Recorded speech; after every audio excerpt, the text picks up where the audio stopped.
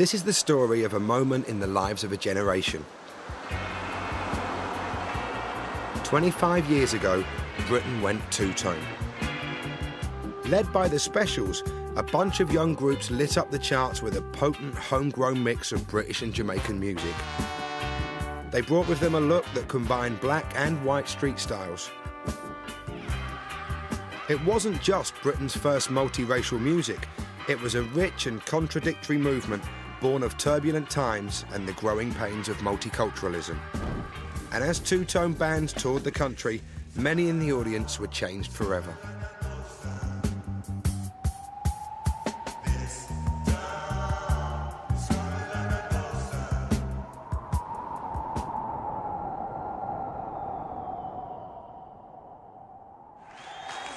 People are really rather afraid that this country might be rather swamped by people with a different culture. The Specials surfaced in the summer of 1979, within months of Margaret Thatcher's election as Prime Minister. They seized their moment.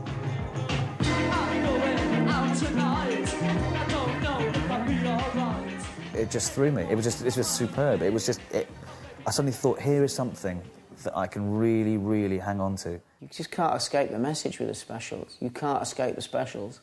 You couldn't then, and if you hear it now, you can't. You've done too much too young, and now you're married with a son when you should be having fun with me. After punk, the music industry was desperate to sign the next big thing. The Specials were able to set their own terms. Instead of signing a deal for the group, they signed for their label, Two-Tone.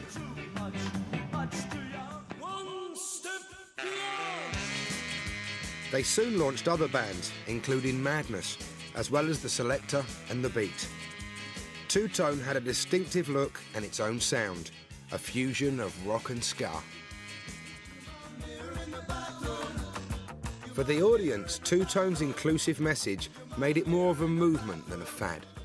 It was Two-Tone that, for me, really consolidated the coming together of politics and music and youth voices for a new Britain.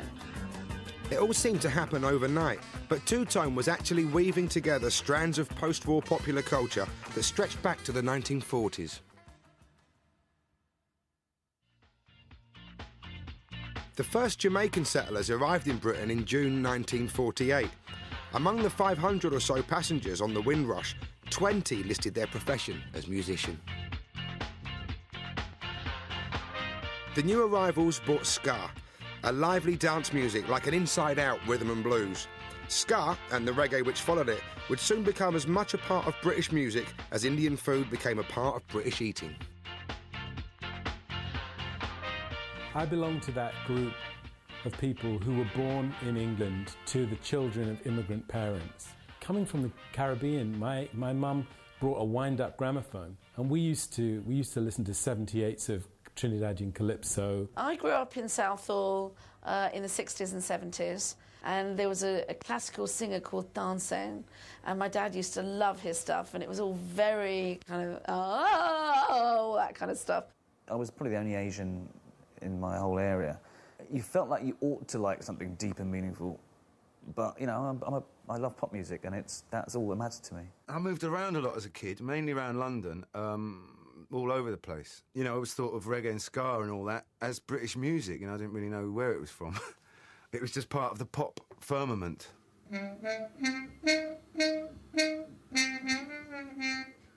Rico Rodriguez brought his trombone to London. In Jamaica, he played on some of the earliest ska tracks. Yeah, I left Jamaica 61 December. We come to England on a Jamaican ship in Banana. In Britain, he carried on recording with other Jamaicans. Later, Rico, along with Dick Cuthell, became sort of 8th and 9th members of the Specials, recording and touring with them throughout their career. Like everything else, I had to come out and go and play. I used to do a lot of sessions with Dandy Livingstone, who did Message to You, Rudy. He was with the Trojan Records. He used to give me a few sessions. Stop you running around, making trouble in town. Outside of West Indian communities, the biggest fans of Jamaican music were the original skinheads. A message to you, Rudy. Skinhead had formed out of the hard end of mod, the Football Terrace Boot Boys, and the Rude Boy style from Kingston, Jamaica.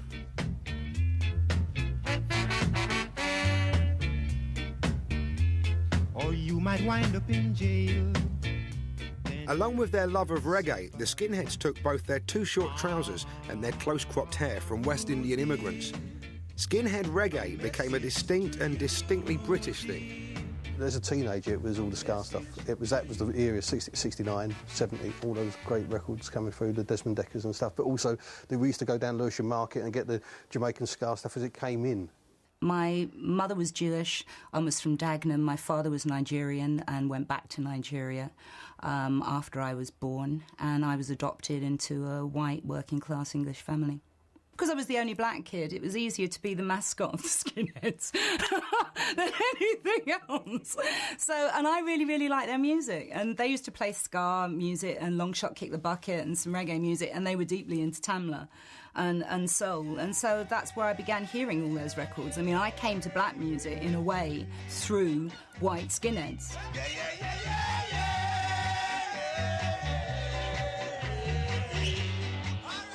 One of the things that's really important to understand about this Brit skinhead reggae phenomenon was that it could quite easily coexist with a kind of antipathy, a hatred for black people.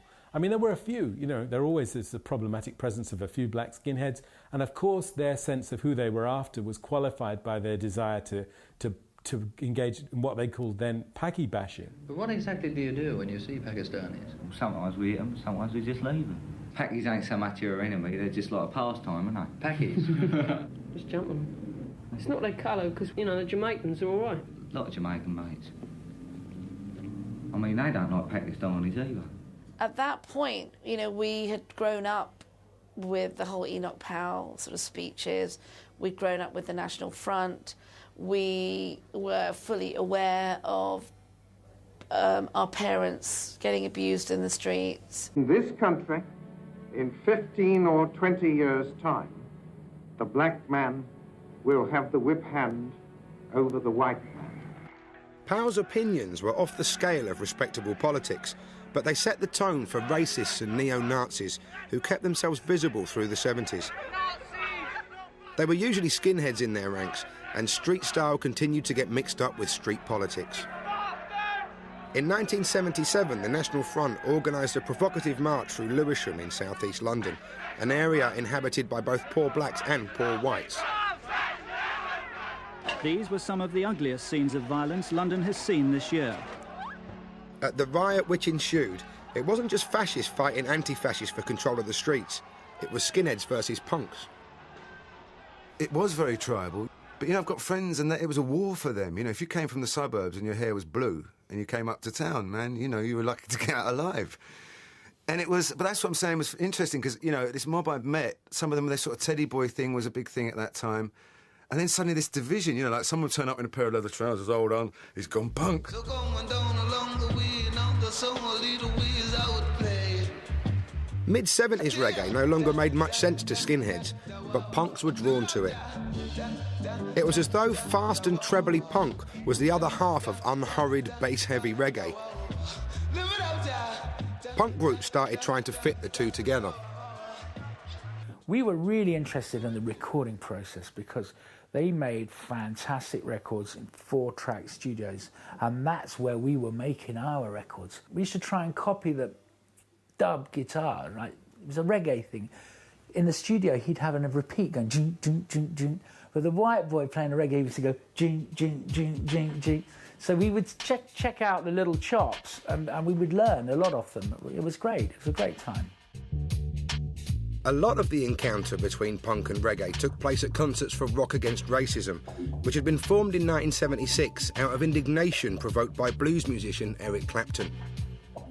Despite being deeply in debt to black music, Clapton had made a speech in support of Enoch Powell, although he denies being racist. Rock Against Racism, the punk reggae interface, says that racism will not be an issue in this popular culture, that what makes this popular culture tick, what makes it work, what makes it beautiful, what makes it compelling, are all premised on the exclusion of racism from the public world that's there. Rock Against Racism built up from small concerts that would pair one punk group with one reggae group to the huge event at Victoria Park in Hackney, at which The Clash topped the bill.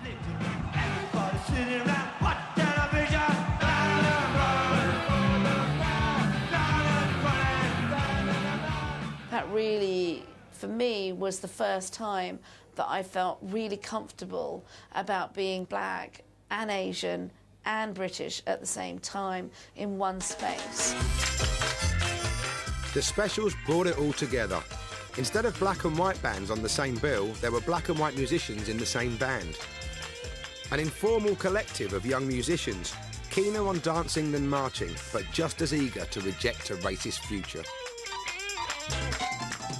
Here you had this whole generation of kids, black and white kids, who'd grown up side by side in schools and listening to each other's music. And I mean, Two Tone, as far as I'm concerned, was an experiment waiting to happen.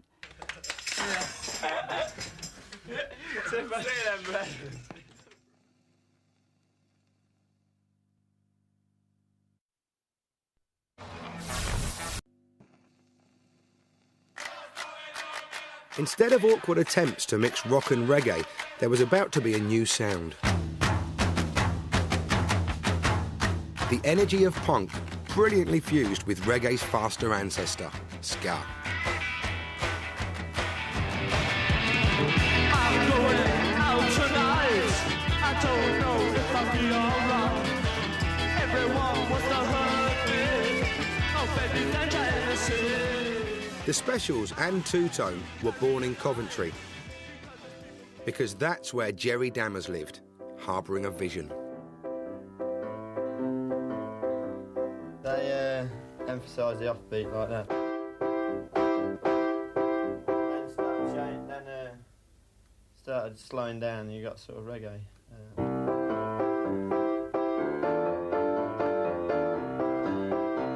Everyone wants you to behave in the way they expect you to behave, but we just do what we want, yeah. I'm not going to live out other people's fantasies.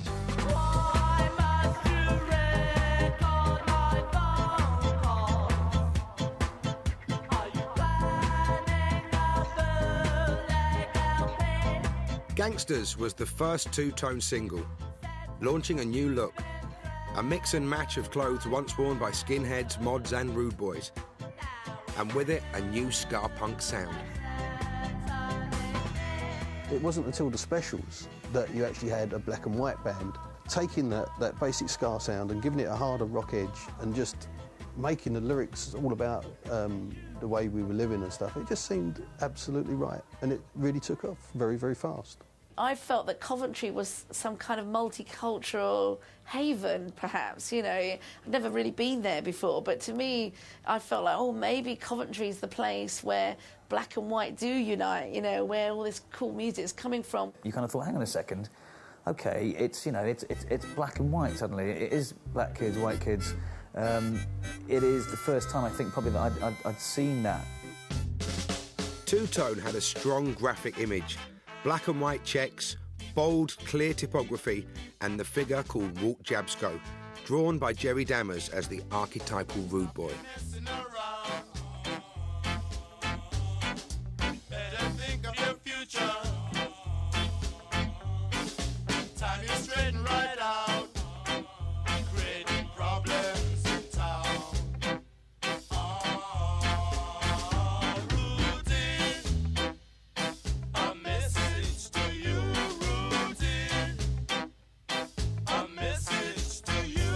I remember going out and buying a black and white suit and getting dressed, you know, and putting on it was a black and white skirt and jacket, and I had a white shirt on and a really thin black tie, and I had white tights on and black shoes and a pork pie hat.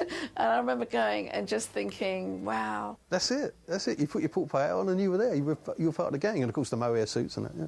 It was the figure of the rude boy that made it attractive, the figure of the rude boy, and not the figure of the Rasta. Not the figure of the Rastafari. In some way, they were trying to get away from that. I think it was the figure of the rude boy that had a different glamour, a different cool, a different style, all of that which made it very much more attractive to a larger, and largely working class white British audience. Buster, he sold the heat with a rock-steady beat. The Hope and Anchor, possibly the most important place we came to as youngsters, because it was the best live music venue in the area that we were living in, and where I first saw the Specials. I remember seeing an article about the Specials in Melody Maker and being really shocked immediately by how similar they looked in dress to the way we were dressing at that time, which was unusual, to be wearing suits and hats and all that. And then secondly, when I was reading the article, they seemed to be doing exactly the same kind of music that we were doing, and we felt we were completely in our own world down here, because this was literally the epicentre of me and about 15 people who had started our own, completely own thing, which involved playing ska and reggae and R&B, 60s R&B and all that. And then suddenly an advertisement appeared here in one of the posters that the Specials were performing. And it really was an epiphanal moment. And I remember when the Specials arrived, we were all sort of, it was all a little bit, who are you, mate, and all that. And then the jukebox was the kind of, the catalyst for our first conversation. And, it really is a very clear memory, of meeting them and just realising something was suddenly going on. And then they performed downstairs, probably one of the best gigs I ever saw, certainly one of the most important for me and for the rest of the band, and completely informed us in terms of performance pretty much from there onwards. It was like Neville letting off his gun, people punching holes in the ceiling, and that energy that they had. It's funny, it's like a bit like going back to primary school. You can't actually imagine how popular music concerts could take place in such a small space. But this is where it really happened, yeah. That'd be the drummer and the drum kit there. That'd be better. That's about there, actually. Got 6 other people. Sort of like that, basically. Oi! And after the show, I got talking to Jerry, who came back and stayed at my mum's flat. And it was there that he announced that he was going to start a record label called Two Tone. They asked you if you're all right. You said yes. The Selector had been the title of an instrumental B-side for the Specials' first single. Now a band called The Selector was quickly put together, with Pauline Black as singer.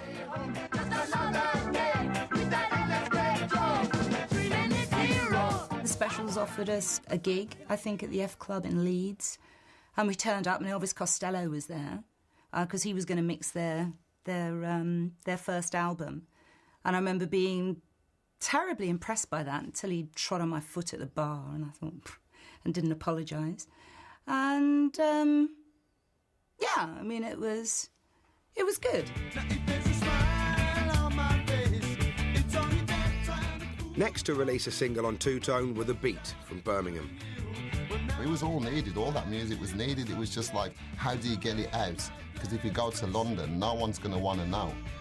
So it was lucky because we got made part of the fashion. When we were put out on Two Tone, we went straight in at number 6 in the charts, and it stuck there for Christmas. And all of a sudden, everybody wanted to be your best friend. Every single record company wanted to sign you because anything that was on Two Tone was the hottest thing. One edition of Top of the Pops in 1979 featured 3 different Two Tone bands. I think a real political importance was in them as appearing on the television. You couldn't check out their songs and really not understand what was going on. I walk in a bar and immediately I sense danger. You look at me, as if I was some kind of a total stranger. Where did you get that bland expression on your face? It really felt like they were writing very, very honest songs about their lives, rather than just talking about fantasy, which a lot of pop groups do, or just relationships. They wrote about the reality of relationships, about, going to a nightclub and walking home bored, not having pulled, drunk, skint, all the way home at the end of the night, whatever. They talked about the way your lives were. The Specials, The Selector and Madness went out together on the first Two Tone tour. The three bands rendezvoused late one night at an M1 service station. We met the rest of the Two-Tone tour at the Blue Ball services. We got our own little bus up to meet them. By the time we got there, there were loads of coppers and there was chaos all over the streets. And rightly or wrongly, I think Lee Thompson, our saxophone player, Neville Staples and Brad all got nicked for something or other. Buster, he's so dirty. I can almost see that it was because this mixture of kids, a lot of black kids and white kids, it all seemed a bit sort of dangerous, which is what it was, really. For the coppers, you know, I could imagine now, looking back in those grey, black and white old days. But yeah, it sort of added to the whole excitement and bonding process of us setting off on this tour. The tour started off, we were playing quite small venues, and poor old Rick Rogers, the specials manager, was like stopping at every phone box, pre-mobile phones, trying to get bigger venues because they were being, you know, bum-rushed, as I think the current vernacular. You're done too much too young. You're married with a kid when you could be having fun with me. Many in the Two-Tone audiences didn't fit into other musical tribes. Now they had their own. There were clones of the specials in the audience, and as we did more gigs, then I began to see girls who were clones of me in the audience with a Red Harrington on, you know, and a Trilby hat. You know, you got to know loads of them, you know, huge sort of whirlpool of disparate youth sort of found it what they were looking for, and I don't think at the time we realised that at all. It was a very inclusive movement, it felt like, you know, at the time. It was the sight of black and white young men on stage performing music that harked back to a black history, to a black musical tradition, and combining it with quite political lyrics that reflected contemporary Britain and reflected the Thatcher's Britain that we were part of, that sense of no future, that sense of you're all on the scrap heap if you're not part of the whole Tory movement at that time. Yeah, I mean, I think a lot of people encounter Two-Tone and discover in it a sense of belonging, and that doesn't surprise me because it's part of affirming a big shift in the way that British culture operates. It was unique, and in fact I probably haven't felt anything like it in a funny kind of way since, because it was actually me for the first time choosing to be part of something as opposed to choosing to be outside of everything else. It made the encounter between black and white young people an ordinary feature of life. It liberated those encounters from the kind of weight they were made to bear. One such encounter happened one night after a Two-Tone concert. The special singer, Terry Hall, had seen someone in the audience being pushed around in a scuffle.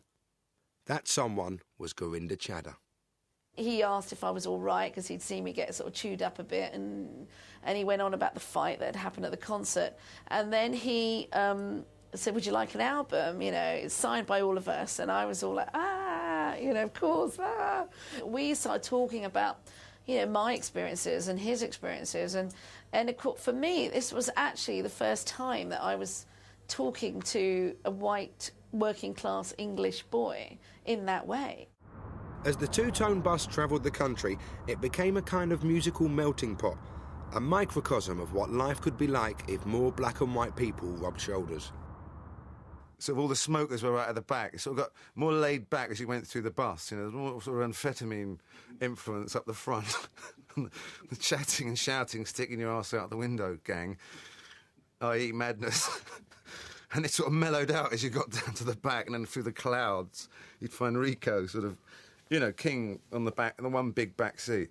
Every now and again, usually if anyone needed to go to the loo, the musics would kind of collide. So I would say, hey, listen to this instead. You know, it was like that. But Two-Tone concerts were so inclusive that in the early days, some Sieg Heiling skinheads found their way in. They mainly targeted Madness, Two-Tone's only all-white group. There were times, right at the peak of it all, when half the audience would be Sieg Heiling, and you'd think, oh, Jesus, what on earth are we going to do? You know, if there was pockets, there was a couple of skinny jigs having a fight, you know, you'd put the spotlight on them and stop the concert, or jump in the audience and try and sort it out. But then suddenly you realise that it was sort of out of control. And, yeah, there was a brief period when you just thought, it's happened, you know. Jesus, we've been taken over by the Nazis. Better the enemy you know is the way I look at it, you know what I'm saying? And I thought, yeah, it's like when I say that Two Tone was an experiment waiting to happen, all experiments, you start out with them and you start out with the ingredients and you might think you know what the outcome of that is going to be. There's going to be contradictory results along the way. And the skinheads, or that certainly had those kind of leanings, were the contradictory elements along the way. I did get up and I said, fuck off the National Front, fuck off the National Front. And there was a massive cheer from the majority of the audience, and this small group of about 15 skinheads, they just went mad. I don't know if it was shame. I mean, as I've always said, there are more fascists dressed up in business suits sort of wandering around this world than there are in Levi's and Doc Martens. Enjoy yourself, enjoy yourself. Apart from a very small handful of isolated incidents, the Nazi element didn't intrude on the specials concerts. In fact, Jerry's idea of inclusiveness meant many in the audience ended up on stage. I remember some of the top ranks, you know, they still literally had the plastic palm trees and the sprung dance floors, which meant that the PA would be going like that. And I remember a couple like sort of hanging on like either a rodeo or a sort of pirate on the high seas. It was, you know, it was rough. It was really rough. And part of the fun for some people was the bundle. Jerry would invite the audience up as well in his inimitable style.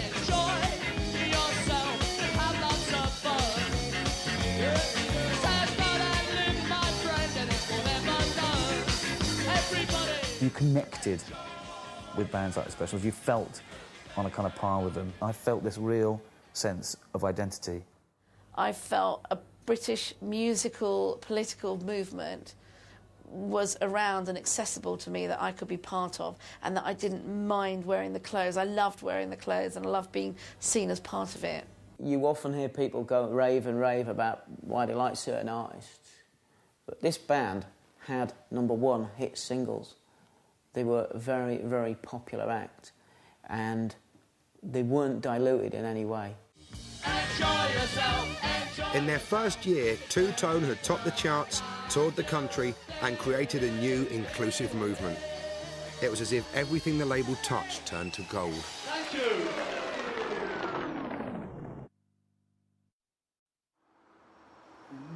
Enjoy yourself. It's later than you think.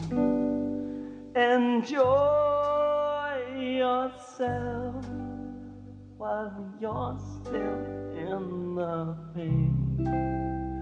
The years go by as quickly as you wink. 25 years after the Two Tone Times, Jerry Dammer's suit is in the Victoria and Albert Museum, celebrating the history of black British style.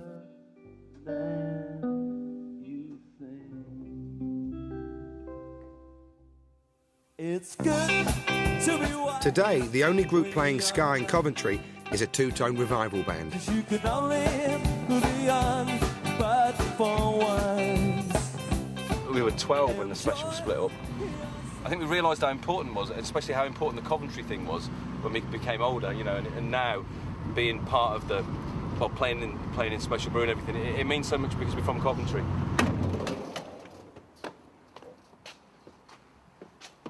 It's a long time since we were here.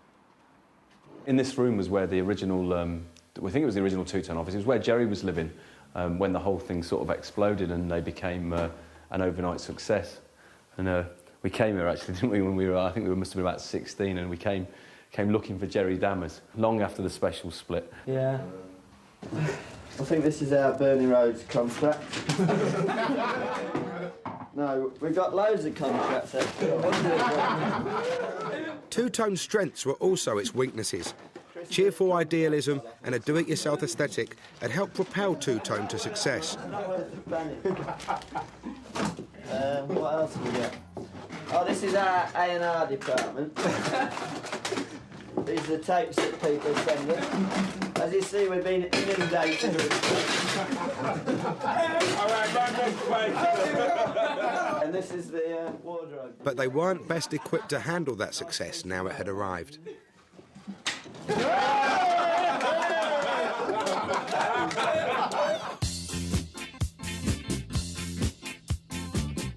To sign an all-woman two-tone band was an irresistible next step.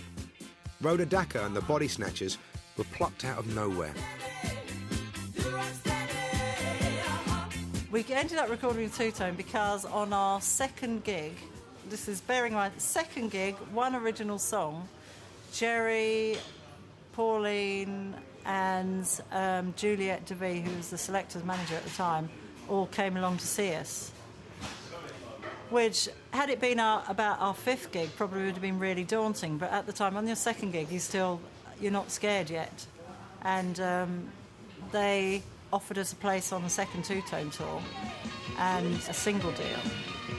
And really, we weren't ready for any of it, truth to tell. I mean, our first time in a studio was in a 24-track studio. It was bonkers, you know. We were doing a demo in a 24-track studio. We'd never been in a studio before. It wasn't just that they were no good at business, they didn't even want to be.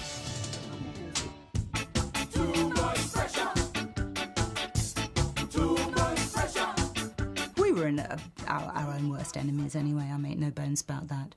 You know, we were an unruly lot and very stupid a lot of the time, and really couldn't deal with that kind of corporate music business end of things, which kids now, young kids in music, kind of deal with at the drop of a hat. I mean, this is no big deal for them. You know, for us, we were done. It's just 14 people. That's all it is. We're trying to organise some sort of a legal way of putting it, but I don't think there is one. When we became directors of Two-Tone along with the Specials, that meant there were 14 people as directors. Well, that was never going to work for a start. We had some weird illusion that it might work, but I mean, they were either in America and we were here, or in Europe, and I mean, no one ever really got together. When we did all get together, then we probably argued. They never take a break from each other. Maybe when I had amongst them for 2 years and work all the time, you know. Them didn't take a break, you know. If they're not in America, them in Ireland. If they're not in Ireland, them in Wales. If they're not in Wales, them in Scotland, the Republic of Ireland, Belgium, Germany, you know. Yeah, that band didn't take a break. Where it used to be fun, it started going downhill. But it used to be fun. The period of the Specials, around Coventry, everything used to be great. Then after a while, things just started to die out. It's hard to explain. Jerry Dammer's musical ambitions weren't ever going to be satisfied by reinventing ska. The second Specials album, More Specials, pushed into new sonic landscapes influenced by reggae and the cheesy percussion sounds of piped music. It was a sound that even some of the other Specials found a bit too challenging. When it came to the second album, the Special tend to have gone from the live, hard-hitting ska, rocky, to Muzak. We tend to have Jerry tend to have gone to more Muzak on the second album, which I don't know, I guess that probably frightened some of us, I guess. I'm not even sure, but I don't even know what happened there, but it just went that way.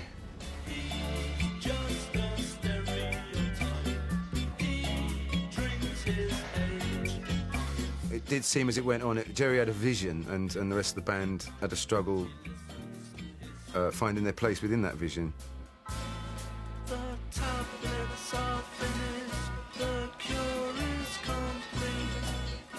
But amongst its wider audience, the new sound was appreciated. They were already a brilliant band, and I could easily equate it with the Beatles, you know, going from She Loves You to the psychedelic stuff. You know, it was kind of like that. If they'd done a second album, exactly the same as the first, we probably wouldn't have been talking about them today. But because they developed, that's when they ended up doing things like Ghost Town. Ghost Town was Jerry's masterpiece, but he failed to take the rest of the band along with him. They fought over the recording in the studio, even as rioters fought with police in the world outside. I heard the story of Linville rushing in and going, what the fuck have you done to the brass? It's all fucking out of tune, it's horrible. And that's what you did hear the first time you heard it. Jesus Christ, nails down the blackboard. But that's what made it such a genius record. In Leeds, the police found they'd run out of riot shields as trouble broke out at dawn. Ghost Town seemed to sum up everything that was going on. An uneasy peace has now returned to Southall. This town is coming like a ghost town. Why must the youth fight against themselves? Tonight, Brixton is tense. Government giving the youth on the shelf. This place is coming like a ghost town. No job to be found in this country.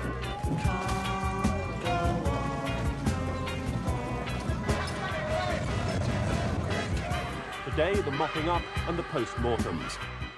And as the inner cities of England exploded in anger at the police, Terry, Neville and Linville left the Specials to form the Funboy 3. A lot of people think because we stopped performing because there was a lot of fights going on in the audience. That's not the reason. The reason why we broke up was because we were living on top of each other and we were on each other's nerves. That's the reason why we broke up.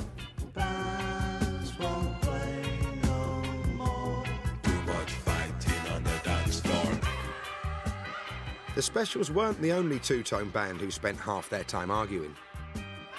But what is wrong with that? Why does anyone imagine that just because black and white people are suddenly in a band together, everyone's going to get along like a house on fire? This is some white middle-class utopia that wouldn't it be nice if everybody loved each other? It wasn't a Pepsi Cola advert, you know? It was real life. Outside there, in the street, people weren't getting along with each other. Now the unofficial anthem of civil strife, Ghost Town was #1 in the charts as Prince Charles wed Lady Diana. While official Britain put out the flags, the counterculture had voted with its music.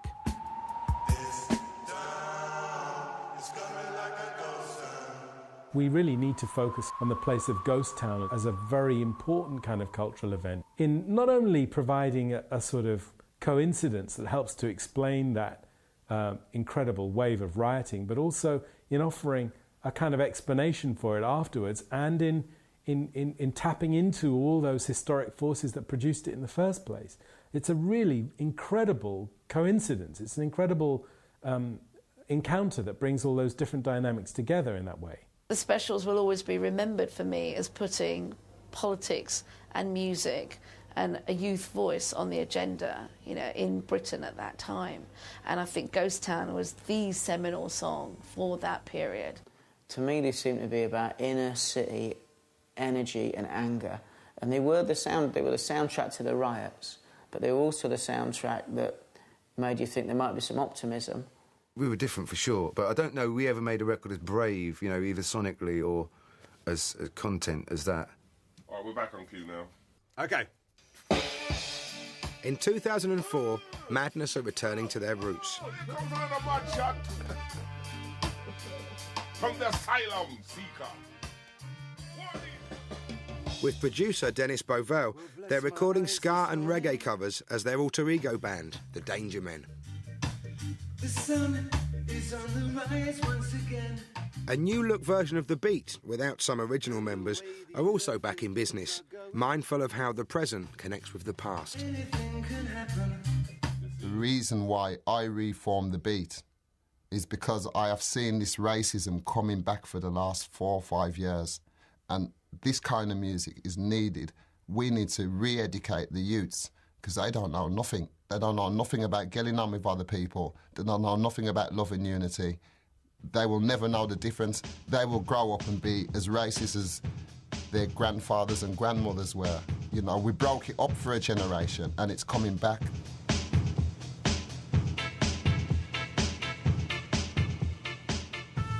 Boomtown, Ghost Town, like Jerry's suit, it's all in a museum now.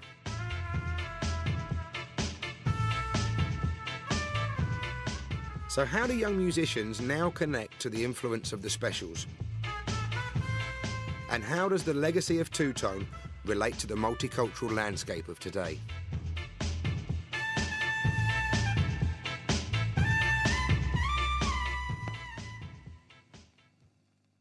Does London like to skank? Well, you like this one then? Little Bits was the first song a teenage Jerry Dammers ever wrote. Now it's in the repertoire of the Ordinary Boys, a band from Worthing who weren't even born when Ghost Town was in the charts.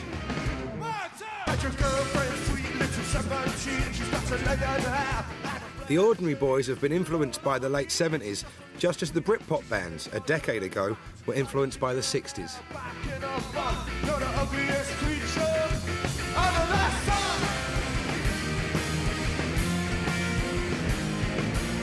I remember hearing the Specials for the first time, and it's just one of those bands that you just kind of think that, yeah, this is the music that I was intended to listen to. Like, my ears were made for this stuff. Part of the band's route to the Specials lies in their experience of growing up on the south coast. The area is now home to many asylum seekers and refugees, and towns like Worthing are having trouble adjusting. Read in the paper, apparently it's the most xenophobic town in England, apparently. I don't know how they work this out. Some kids I sort of used to hang out with and still do live in Brighton. A lot of them came over sort of when I was quite young from places like Zimbabwe and Ghana, and then when they came over they were sort of listening to Bob Marley and a lot of modern like ragga and dance floor stuff, and it was really bizarre that I sort of started listening to that, and then as I got a bit older I was sort of searching deeper into the like Trojan reggae, and then obviously like onto the two-tone.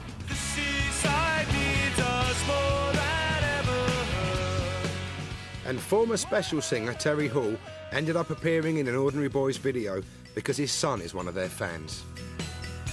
I think what they sing about is as relevant today as it always has been. I mean, I was born in 1982 and yeah, it was over with, but I still have been able to apply their lyrics so much to my life.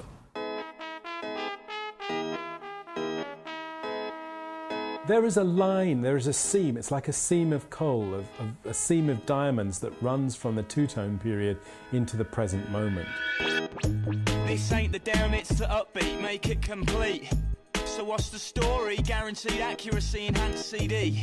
The Streets record was very faithful to the spirit of two-tone. In fact, one of those songs actually has a trombone in it, which is very, very reminiscent of the trombone in Ghost Town, of the trombone of Rico Rodriguez in the Specials record. So I think there's a kind of homage there. There's an acknowledgement there of the sort of the moral centre as well as the creative innovations of that period that does still sort of circulate in the present. A lot has changed in Britain since the days of two-tone. Though a black judge is still not a common sight. My name is Judge Ruffman, and I will not tolerate no disobedience in my court. At least in music, race is now pretty much invisible. You get more Asian guys, you get more black guys, you get more white guys talking the lingo and dressing the same, and yeah, it's a bit better, a lot better. In the music business now, it's more like it doesn't matter what colour you are. As long as you're good enough, you can get in. I've been hearing a lot of Indian music getting into the charts for the first time, you know, and to me that's change as well, because you'd never have seen that 20 years ago. In my new film, in Bride and Prejudice, one of the songs, I actually told the music director, the composer, that I wanted to do a ska song. At least one of my Bollywood songs had to have a ska influence, and in the film it's No Life Without Wife, which starts with a very ska beat. Lonely Mr. Coley from Los Angeles came to Punjab on one bent knee. He had a green card, new house, big cash, still made a wish with every falling lash. That ska influence remained part of me as a British artist, if you like. This is the original of one of the ones that we do. Two-tone lives on, not just in its political or musical legacy, but in the very personal effect it had on those individuals, black, brown or white, who experienced it as a turning point in their lives and in their relationship to British culture. It shaped me kind of politically, musically, probably as a person as well, to a large extent. It made me feel kind of more confident, really, about partly about feeling that the society I was in, particularly younger people, were, perhaps they did have something in common with me. Perhaps I was part of this. What they made me realise was that it was OK to turn your back on what was being offered and go and seek out something else. And whether it was reading about them in the NME or buying their singles or watching them on the television or going to see them live, they were really, really inspiring. It was probably one of the biggest sea changes that happened to me, and has happened to me in my life. You know, for so long we've been sold on the idea that our future in terms of racial politics in Britain is defined by an American experience, by a US experience, that the US is our sort of racial destination. And that's either good, you know, we have a civil rights movement, or bad, we have race war, as prophesied by Enoch Powell. And what it seems to me that the specials show is that actually we don't have to be bound to a US future, that actually we can make our own future from our own history and from our own sort of post-industrial tempo of culture, that we can improvise and create and fold the history of things like two-tone, fold the history of things like Rock Against Racism back into that creation. For me, for my coming of age, it really was the first time there was something around that I felt a part of, and it was a part of Britishness that I could definitely buy into. After Ghost Town, Jerry recruited some new specials and finally, in March 1984, released a song that would be remembered not for its musical complexity, but for the clarity of its message.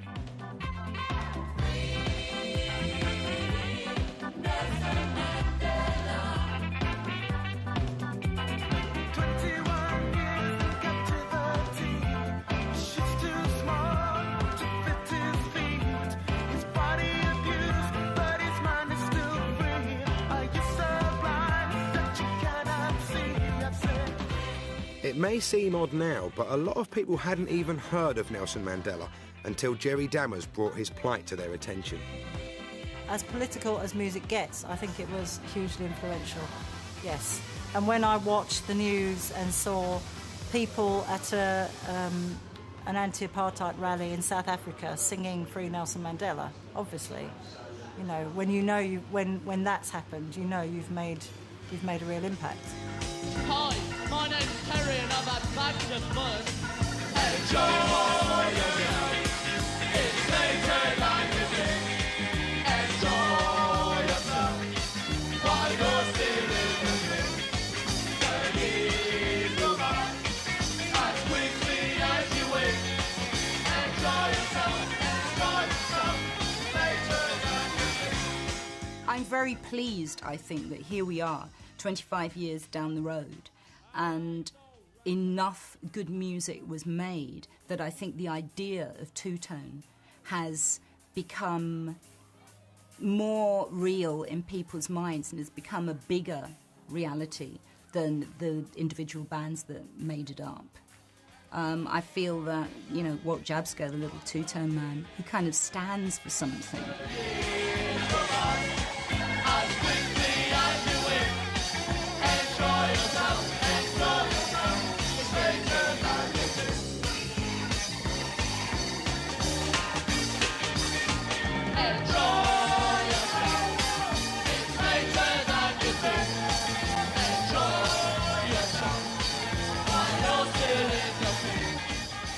Can music really promote racial harmony? To join the debate, go to channel4.com/origination.